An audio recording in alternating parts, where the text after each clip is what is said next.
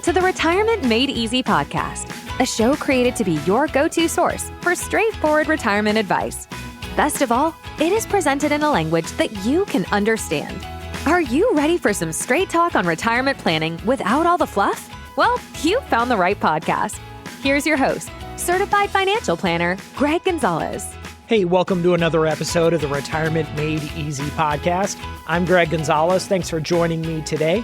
This is episode number 185. This is going to be nothing but listener questions that we've received so far this year in 2025. And very interesting start to the year, to say the least. But this should be a fun episode, going over a lot of the questions we've been hearing from listeners and clients about some of the concerns they have, some of the clarification they're looking for, and really some of the unknowns, the what's to come in the future.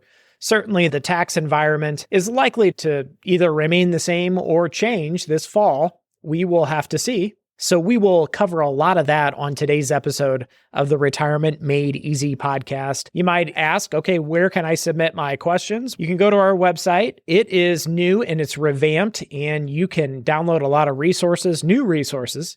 Our new website is retirestrongfa.com. That's retirestrongfa.com.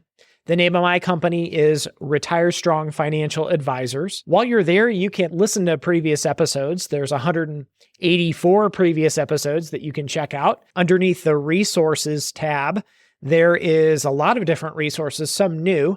There's our guide to Social Security, our retirement secret sauce, 2025 market outlook, 2025 tax guide, our women's guide to retirement, questions to ask when interviewing an advisor. This is a piece that we came up with that is very useful. So check that out. And then our retirement budgeting tool. For those of you that want a free budgeting tool to add up, okay, where's my money being spent every month?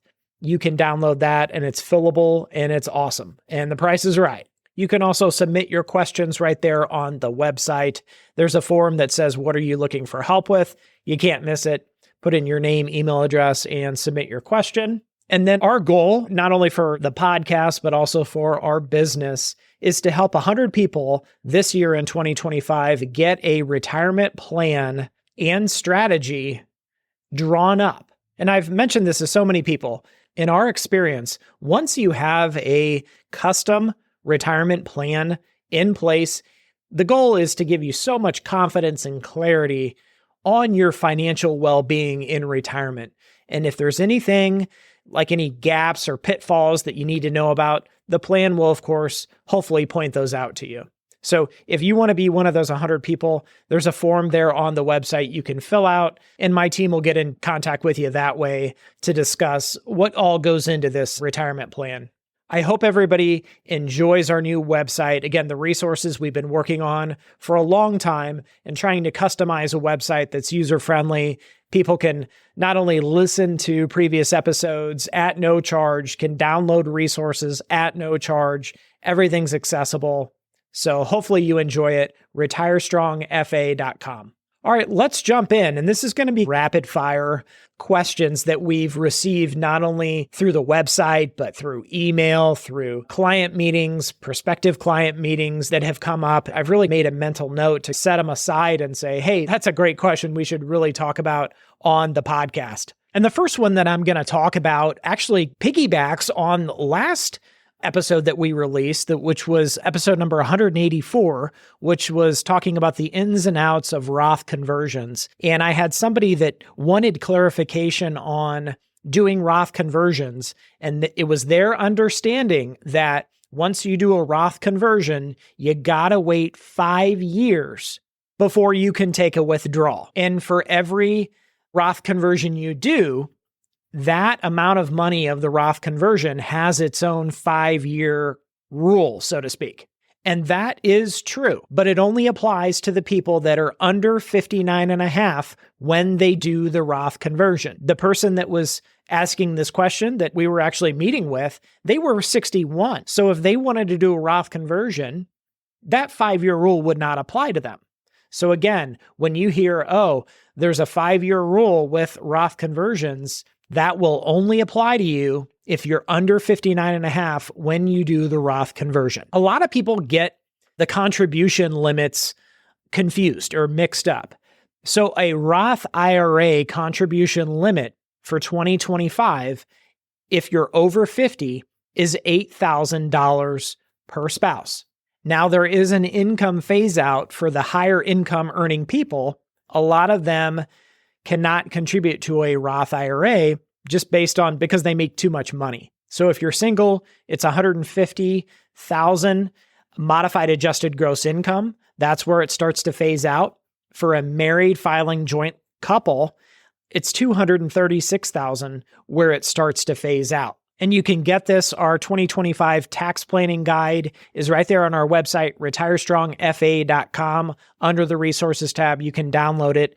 And for everything taxes 2025, it'll be on that guide. But a lot of people will say, gosh, I contribute a lot more to my Roth through work.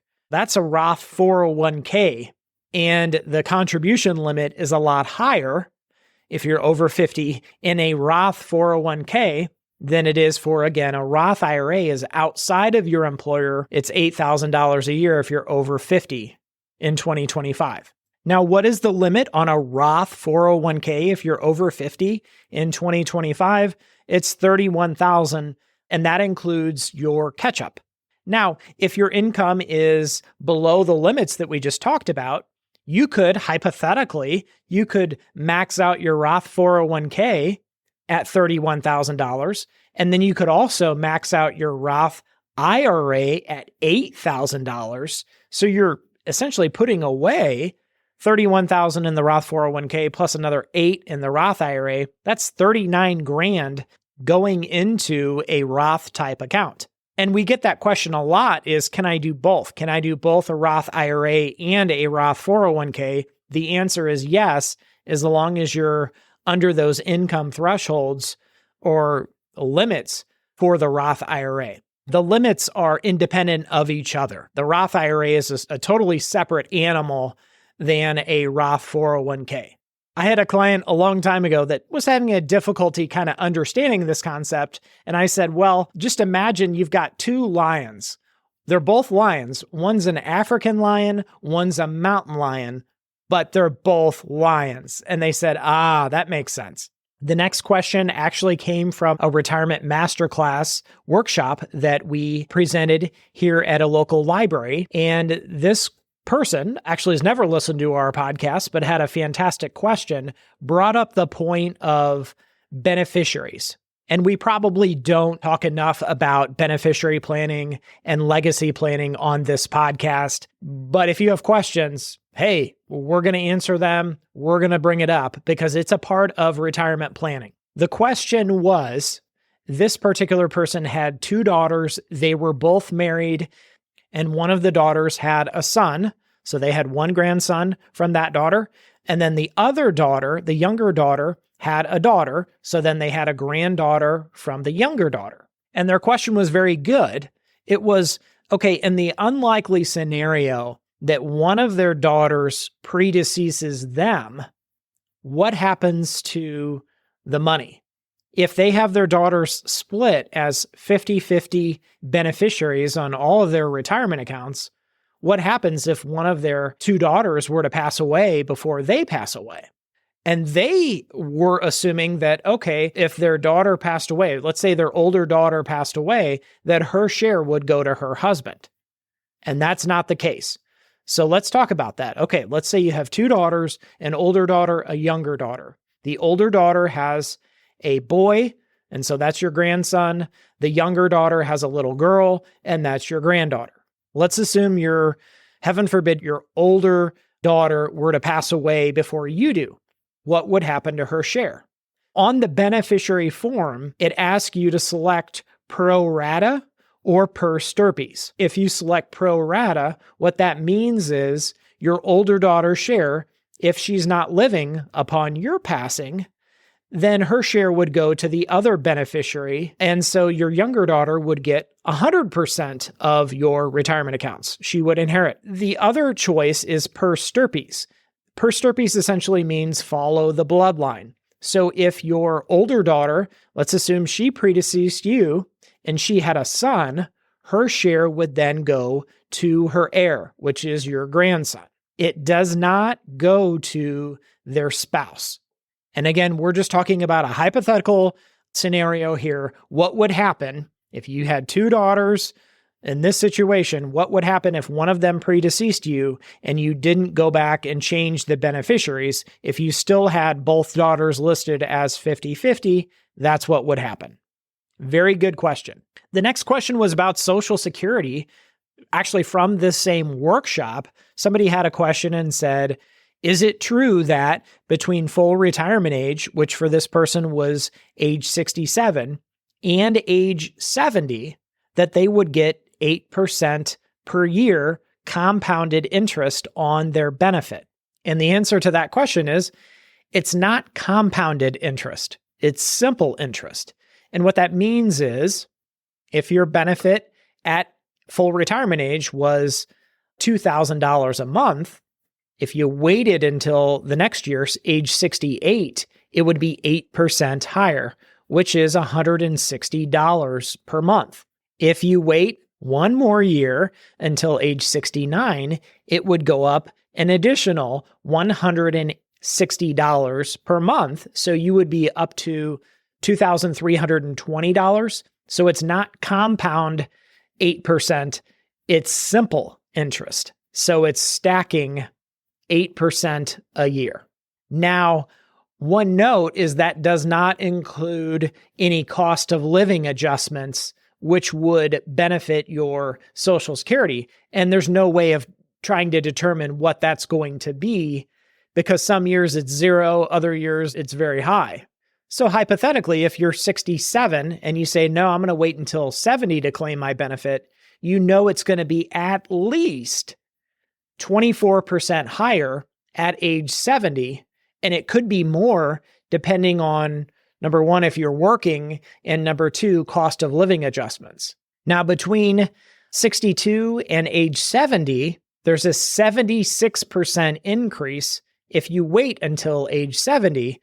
And again, that does not include cost of living adjustments.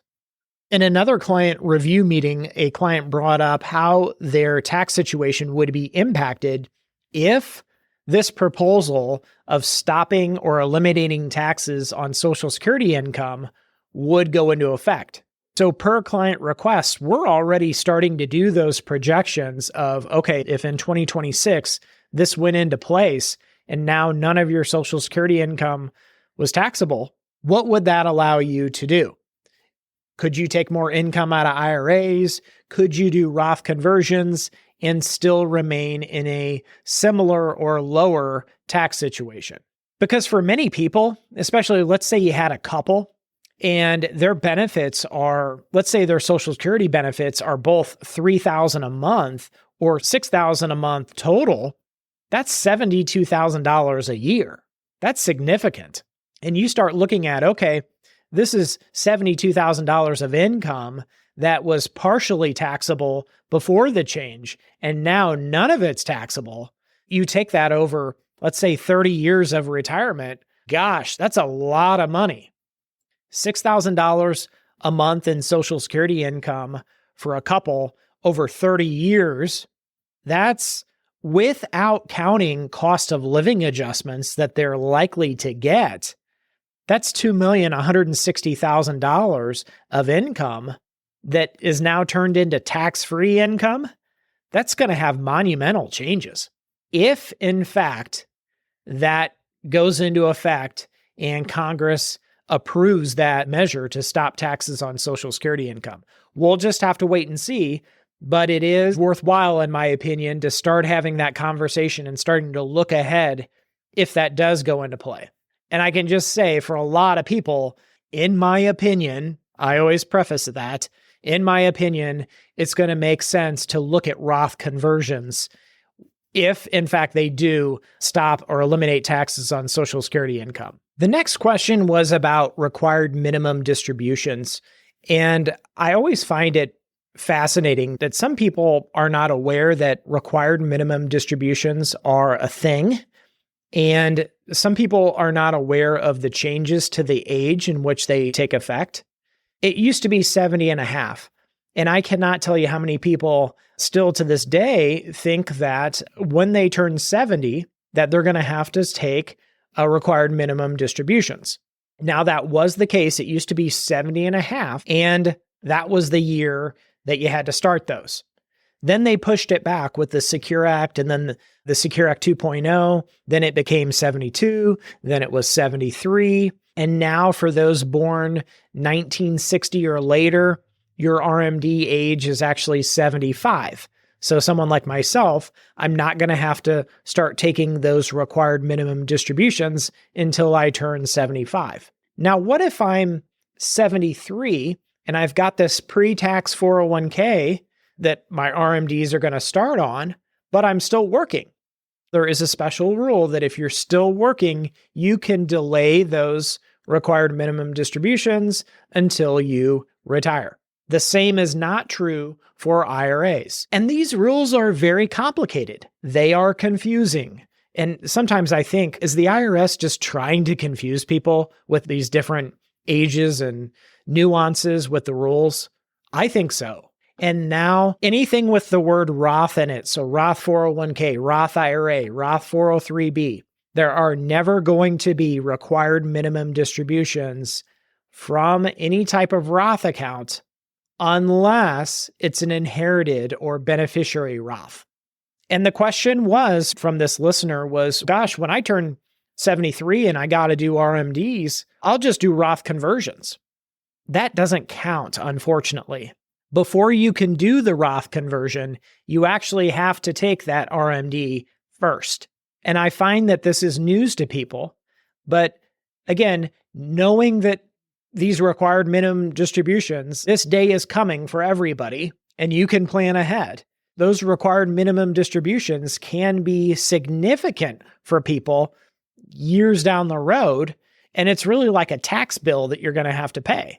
And so I think that's why the whole idea of Roth conversions, so meaning if I retire at 62 and I know when I turn 73 that I'm going to have these big required minimum distributions because I have so much money on the pre-tax side of my 401k that maybe between when I retire at 62 and when I'm forced to take those withdrawals at 73, maybe I do some Roth conversions strategically. And another conversation that you can consider with your retirement planner is, hey, if we're already charitably inclined, if we're already donating to charities, maybe once we turn 70 and a half, maybe we start using that, what they call qualified charitable distributions out of your pre-tax side of your accounts. And then that way you're not taxed and neither is the charity. So it's kind of a win-win. You use that pre-tax 401k or IRA as the vehicle that helps with your charitable giving. And you can actually start that at age 70 and a half, even though your RMDs might not kick in until 73 or even 75. And I know that's very confusing, but those QCDs, qualified charitable distributions, actually still start. You're able to start those at age 70 and a half if you want to. And I was actually listening to a presentation that was put on by Ed Slott.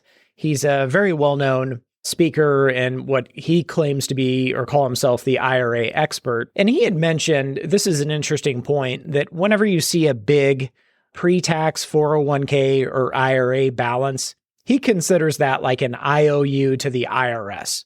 That's dollars that you haven't paid taxes on yet, but one day you will when your required minimum distributions kick in. But I really thought it was a very fascinating way to look at pre-tax 401ks and IRAs as an IOU to the IRS. Good stuff by Ed. The next question I had from a listener about long-term care insurance, why it's so expensive, how to go about buying it, that kind of thing. So first off, when I think of long-term care insurance or I think of any business, competition is a good thing for consumers. Long-term care, the long-term care industry, there's not enough insurance companies in the space. A lot of them have dropped out. They no longer offer long-term care insurance policies because they mispriced them years and years ago. And quite frankly, they just weren't profitable to the insurance companies. So as we look at kind of the market, the long-term care market right now, there's not a lot of choices to pick from. There's not a lot of competition amongst insurance companies offering long-term care insurance products, and therefore the price is high. Versus if you looked at like auto insurance, you've got probably hundreds of different insurance companies to choose from when it comes to auto insurance, and therefore that drives the price down because it's a very competitive market space. The same is not true with long-term care. So you've got to understand that there's not a lot of choices. So there's traditional long-term care, which means you pay into a policy and they can raise the premium on you at any time. It buys you a benefit. So when you go on claim and you qualify for receiving the long-term care check, there might be an elimination period, which kind of means, okay, it's going to be 90 days, for example, until you get your first long-term care benefit check. But after that period, you would then get a tax-free benefit check, and that helps cover your expenses, either if it's for in-home care or if you're in like an independent living or assisted living community, it would help pay for that. Now, the thing about traditional long-term care is if you don't end up using your policy, there's no residual cash value. So you paid in those premiums all along, and there's nothing left over for your heirs. And you can customize the traditional long-term care policies. They are fully customizable. That dictates how much of a premium that you pay. You can add on riders and different options to the policy to make it attractive to you and most beneficial to you in your eyes, and then that will dictate the premium that you pay. On the flip side, there's what's called a hybrid long-term care insurance policy. It actually has a death benefit, a life insurance death benefit connected to it. So if you didn't end up using the policy for long-term care, it would pay out to your spouse, your family, your heirs as a life insurance death benefit. Now, typically these hybrid policies are more expensive. And here's a couple other things to mention. You don't automatically qualify for long-term care insurance. I read some statistic that said 3 out of 10 people that apply are turned down. And I forgot where I read that, but it's a fairly sizable percentage of people that are turned down and don't qualify for long-term care due to health reasons. The other thing is it's more expensive, all things considered, to insure a female than it is a male, same health conditions, same age. And the reason is these insurance companies know that women are more likely to utilize these policies than men are. These insurance companies are looking at the numbers. They're looking at the facts, the figures, the statistics, and saying, okay, who's using more of this care? It so happens to be the women that are using the care not only for a longer period of time, but they're more inclined to use it to begin with. So it is more expensive to insure. If we've got a traditional couple, husband and wife, it's going to be more expensive to insure the wife, assuming they're the same age. The other thing is it will depend on your age. So the longer that you wait to get one of these long-term care insurance policies, the higher the premium. And the last thing that I'll mention, and I could talk about this all day, but a lot of people do choose to self-insure. And that's okay. That is certainly an option of not purchasing one of these policies and self-insuring. And one more thing, some states do offer a state income tax deduction on the premiums that you pay for long-term care insurance. Your state may or may not. You'll have to check into that. My state, for example, in Missouri does, as long as it's a traditional long-term care insurance. If it's a hybrid, they do not, because it's got a death benefit connected to it with a life insurance rider. They don't allow that same state income tax deduction on the premium. And the last question of the episode, probably the question that I've gotten most over the past couple of weeks here with the market decline due to the tariffs. And I've had quite a few people that are listeners of the podcast or kind of maybe interviewing financial advisors and saying, hey, what I'm doing is not working. I'm looking at my retirement and drawing an income off my investment portfolio, my retirement accounts. And all of a sudden, I'm seeing my investment accounts down 15, 20% due to the market. And with me drawing 4 to 5% off of that, paying taxes on my withdrawals, I'm very concerned. What is a better way to do this? And then I've also had some of our clients reach out that are kind of saying, hey, the market has really dropped here over a very short period of time. And now we can see the wisdom in this bucket strategy. And now we don't have to push off our retirement. Now that we understand the real value of the bucket strategy is in the down periods, in the seasons. And there will be seasons, there'll be many, many seasons of your retirement or pre-retirement where the market doesn't give us a lot of confidence because of the volatility and the steep drops that come in a very short period of time. So my advice is to say, okay, if we're going to have some kind of retirement income strategy and investment strategy, we need to really look ahead and say, okay, in retirement, we're no longer adding money to our portfolio. We're not buying shares of mutual funds or securities or anything like that while we're retired. But when we were working, every time the market dipped, in the back of our mind say, oh, well, now we're buying more shares because the market's on sale. And we're not ready to use this money because we've still got a while to go until we retire. So since we're not needing the money at this point in our 401k or other retirement accounts, we're seeing this more as an opportunity to buy at a lower price. Versus on the flip side, once you're retired, how do you make these market declines like this an opportunity, or at least not a pitfall that will really derail the investment strategy that you had in place? So my best advice is to say, okay, whatever you come up with, and I'm not telling anybody on this podcast how to invest your money because everybody's goals are different. Everybody's risk tolerance is different. Your tax situation is different than other listeners. Your income sources in retirement are going to be different based on the types of like Social Security, pension, different types of retirement accounts you have.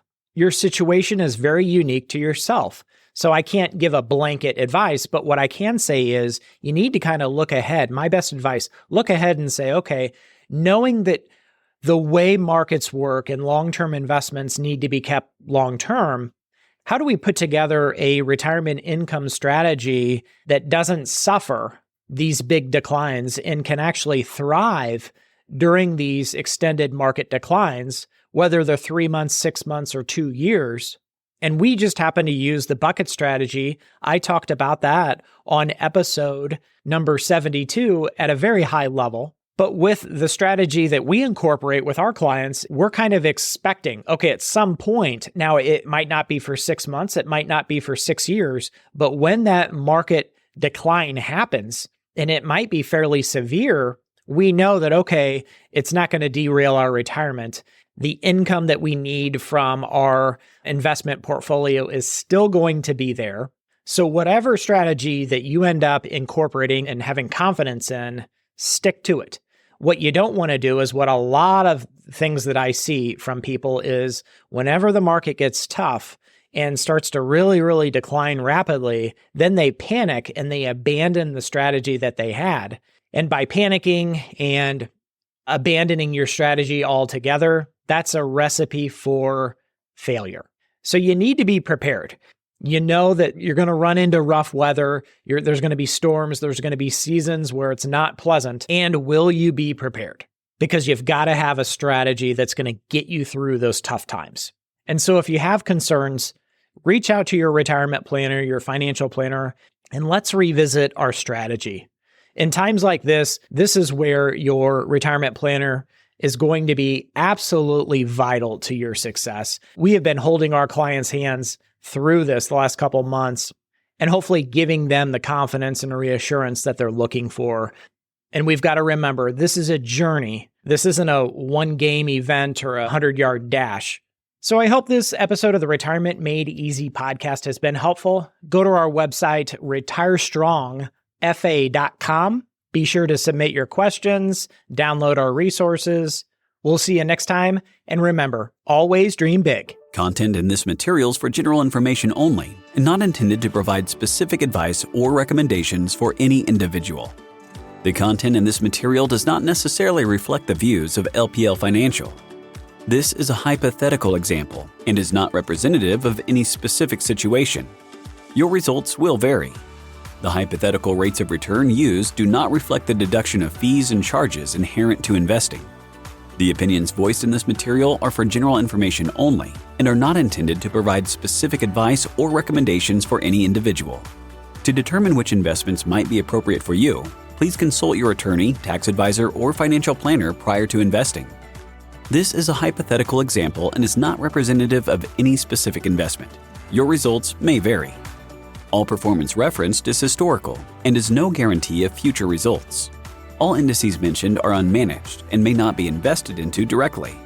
There is no guarantee that a diversified portfolio will enhance your overall returns or outperform a non-diversified portfolio. Diversification does not protect completely against market risk. All investing involves risk, including loss of principal. No strategy assures success or protects against loss.